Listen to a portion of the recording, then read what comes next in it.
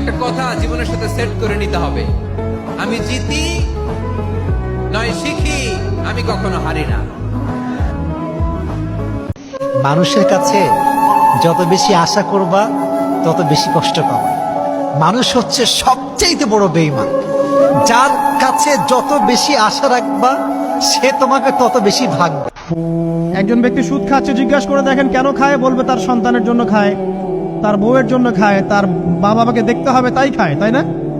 একজন ব্যক্তি ঘুষ খায়, বলবে আমার পরিবারের জন্য খাই। একজন দুর্নীতি করছে, পুকুর চুরি করছে, বলবে দুর্নীতি করছে আমার পরিবারের জন্য খাই, পরিবার ভালো থাকবে। সবার একই এক্সকিউজ, যে পরিবার যেন ভালো থাকে, আমার সন্তানরা যেন ভালো থাকে, আগামী প্রজন্মের জন্য কিছু রেখে যেতে পারি, তাই না? এরকম একটা মানুষও কি আপনার সাথে কবরে যাবে? তাহলে এই বোকা মানুষ কেন বোঝে না যে আপনার কবরে আপনাকেই যেতে হবে? তাহলে আপনি কি কারণে, অন্যের কারণে নিজের পরকাল নষ্ট করছেন? অন্যের সুখের জন্য আপনি আপনার পরকাল নষ্ট করছেন। সুদ খাচ্ছেন, দিব্যি মায়ের সাথে জানা করছেন। আপনাদের এলাকায় নাকি সুদের সমস্যা অনেক বেশি। কয়েকটা হাদিস বলে দেই, আমি ওদেরকে আক্রমণ করতে আসি না, আমি শুধু তাদেরকে তিনটা হাদিস শোনাতে এসেছি। এক নম্বর হাদিস শোনেন, আল্লাহর নবী মুহাম্মদ সাল্লাল্লাহু আলাইহি ওয়াসাল্লাম বলেছেন, সুদের পাপের ৭৩টা শাখা আছে। কয়টা? কোন হাদিসে ৭০টাও আছে, কোন হাদিসে ৭৩টা আছে।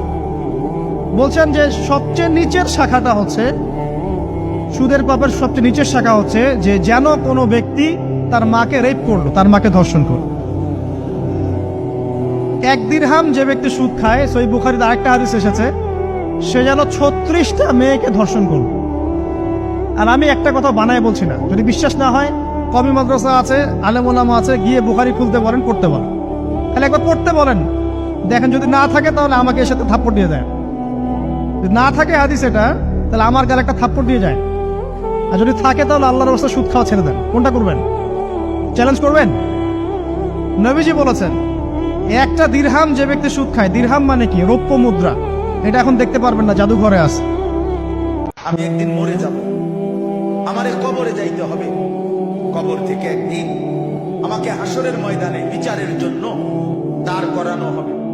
আর সেই বিচারের ময়দানে আমার পুরা জিন্দেগির আমল নামা, লিখিত কপি, ফাইল আমার হাতে দেয়া হবে।